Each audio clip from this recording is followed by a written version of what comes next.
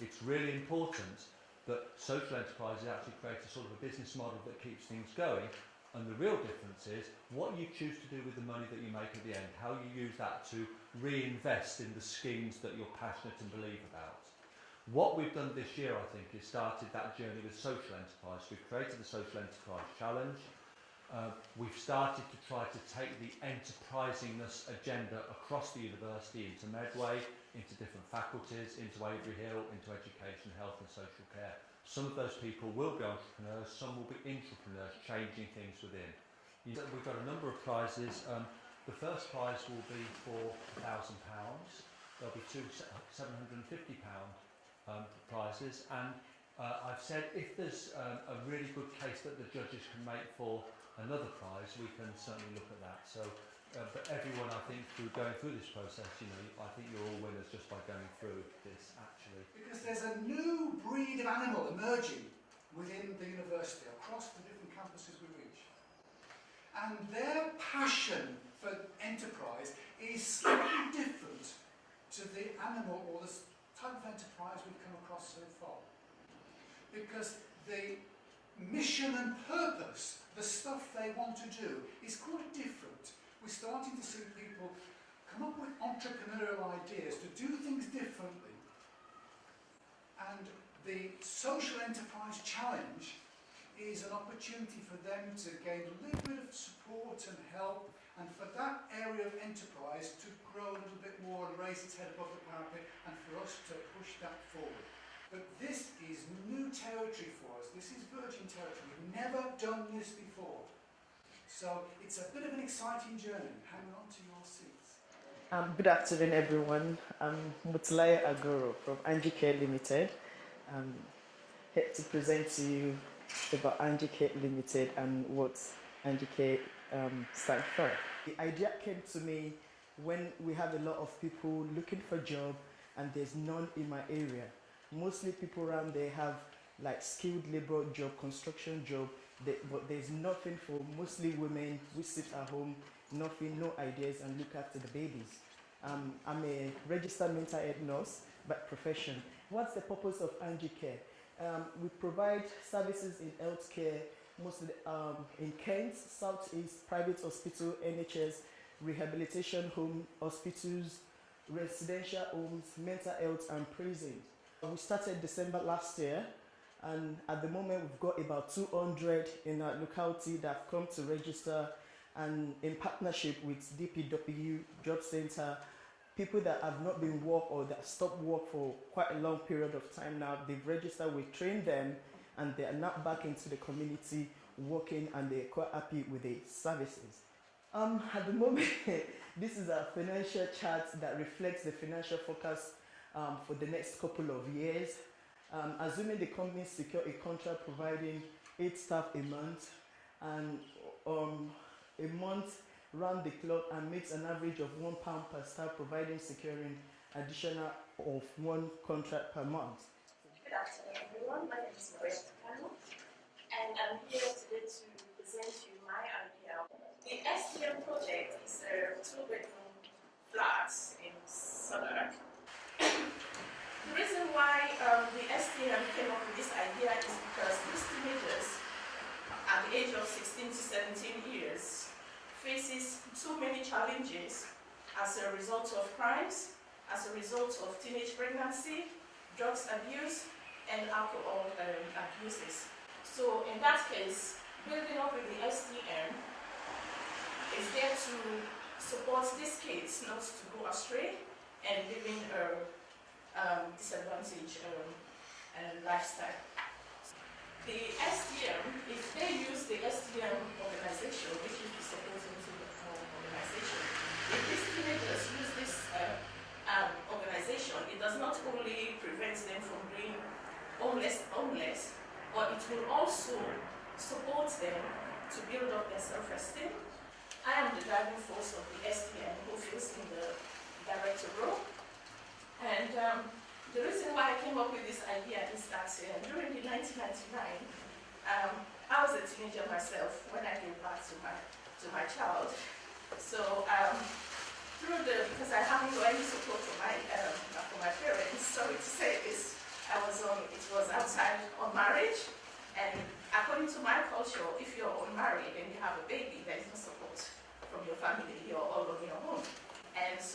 back to this child, I know what I went through. So from that day on, so I was determined to say that I'm here to help others that go through the same way I'm going. So my idea is to support young children or young teenagers not to go through what I went through. So working in my organization, I think these teenagers will benefit from that. Best Gem Services is a social enterprise who is training and employed to look after critically ill children from their parents' home. Children now are like old people. Once they are critically ill, that's more than spending so many years in the hospital, they send them to their parents' home. And we will go there to look after them. As a social enterprise, we have to raise our own money because I can't just take and go back. I have to give something because for me, life is about giving and taking. So what we have decided, it is when we collect computer from the UK, we go to Cameroon, we train children and young people for free. But all adults are going to pay. I'm Paula, and my business plan is to provide shelter for vulnerable mothers currently in the UK. My business idea is to have a community interest and company whereby that it's going to be generating and supporting families within the London Borough of Bromley, or it might be with Greenwich, because I currently manage a 20-bedroom hotel that currently we house mothers and children as well as young people who are currently homeless because of unforeseen circumstances. I've been doing it now for 11 years, so I have quite a lot of experience in doing so. And also, one of the main reasons why I've came up with PSVM is because right now there's a growing need for accommodation that only supports mothers and children, because my target at the moment, as I mentioned, is the social services, 16 plus, and temporary accommodation and asylum seekers, because those are the current ones who have actually shown interest. They've actually told me that this is what they're actually looking for. I've spoken to them already at length while I was doing my business plan for my final year. So what we're looking at is, at the moment, it's going to be 10 bedroom. I'll be charging the same rate that I have at the moment with them, is £45 a night for a family room. The family room consists of a double bed, a single bed. They have their own personal shower built inside, sink and everything. So it's going to be like semi-self-contained. The only thing that they'll have to share is a communal area, which is a kitchen, which those rooms sometimes generate up to £1,300 for the month, right? Yeah. So over a period of 12 months, at £45 for the 10 rooms, we can get up to £195,000. So it is a lucrative business, and with the Rights of Women in 2007, domestic violence is the main reason why majority of females are currently homeless in the UK. My name is Phil Bobby, and I'm a club student. Today I'm going to be discussing my program, which is Help the Youth. And it's basically a mentoring program that I want to start in HACKNEY. My service aims to help children fulfill their potential through the service mentoring program. My program involves working with children in primary education between the ages of 9 to 12. We can use the service as a preventive measure instead of excluding these children. Maybe we can work with them and find out what might make them tick, if it is because of behaviour. Also, what I wanted to incorporate into the program was motivational speakers, because I've noticed that really don't get motivational speakers until you're about 16 onwards. But if we can encourage that from young, there's no reason why they shouldn't, have people like us to speak to. Like I said, what I want to do is teach them, if you like, some sort of responsibility and a bit of respect, so we can have a mutual understanding. Also, we don't want to rely on grants, so we're going to try work with the schools and the other people that we're working with, like youth clubs and stuff like that. We're going to try work with them so we can find out ways of actually generating funds as well together. So, I created this because, again, like I said, I was born in Hackney, so I grew up there. I also worked there. That's where my school was based, was in Hackney. Yeah, I would like to improve that community. Unfortunately, where I'm from, a large majority of young children, they don't look up to the correct role models, and it's not really something that anyone does much about. So I believe this would be something that I could do anyway to promote positive behaviours and actions and turn their attention to other things. Our target group are the elderly, and our business enterprise is providing a beauty service for a unisex beauty service. It's for the elderly and the terminally ill people. And the reason is that in society, these group of people are neglected. That by the year 2025, the number of people that will be over 60 years old will rise by 44%, because the elderly who will be working will rise from 36.8 million to 40.5 million. The reason why we got this idea is because we had a friend who was terminally ill, and her last wish was that she wanted a pampering session. Now, we provided this service for her, and then she looked in the mirror and she said, "That's not me." I said, "It's you." "No, this person is beautiful." I said, "That's you." I can't believe it. But from the expression from her face, I could feel that she felt so good. I had done something to her. And that's what inspired us to tap into this market, because we realised there are many people like her that don't even have this opportunity. Our vision, we're hoping in the next 5 years that we'll be able to add additional service and offer this service to the funeral parlours. They have it in some hospitals, but not the way I manage myself and really wants to do it. And I explained that to Charles as well. I said, "Evelyn, I think this is going to be a good idea, because a lot of people, because all these old people, they need it. They need these services." Hi, my name is RUXANDRA Williamson, and I'm a colleague with all my people speaking before me here. I'm very nervous, like everybody else here before me. It's unbelievable how this box makes you shake. An idea, Saturday Learning Club. Learning Club idea came to me when I was looking for tuition or to help my children. I have 2 children, and to help them, I come across to high fees for tutoring. Some people can pay, some people cannot pay these fees. So we came across a church hall, which was used by the local authority as a citizen advice bureau.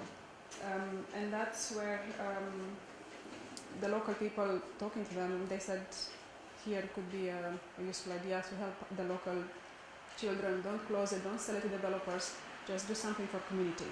Or areas where children can come to clubs like this on a Saturday morning and do their homework. I did speak with other parents, and I spoke with with teachers. You see, these days, to find a good tutor requires money and stuff. This lady, Sarah, started with one place because she saw the benefits, she saw and all the positive points. Start in this place, put the children, get them together and see if you make a difference. Monitor the children and see if you can make a difference over the... Is it working? Yes, it's working. Then let's go to approach other schools. Lots of homework these days, the majority of homework is set on online. And not many children on the margin of society have access to computers. Now,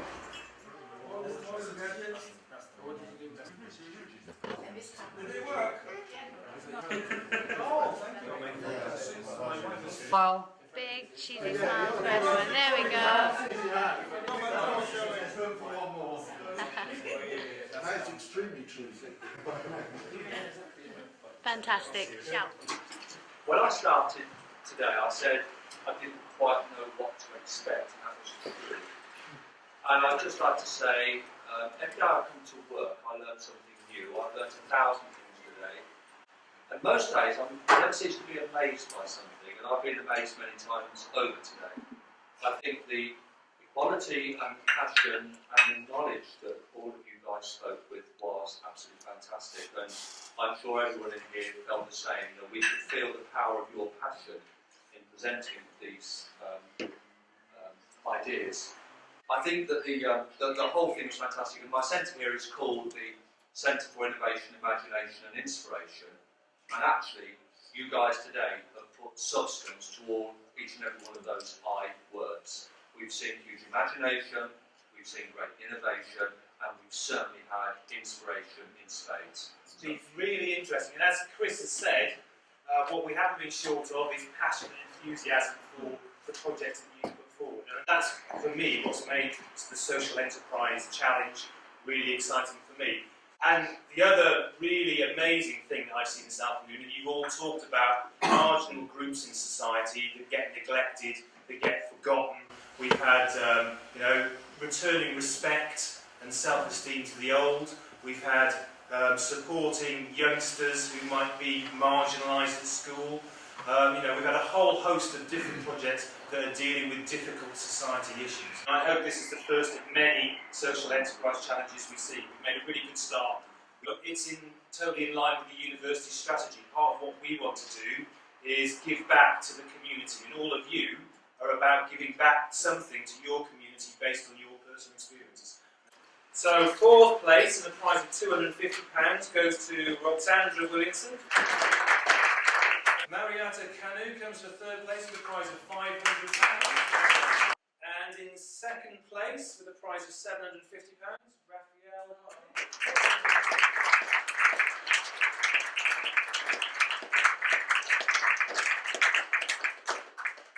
And 1st place with a prize of £1,000 goes to Paula Walker.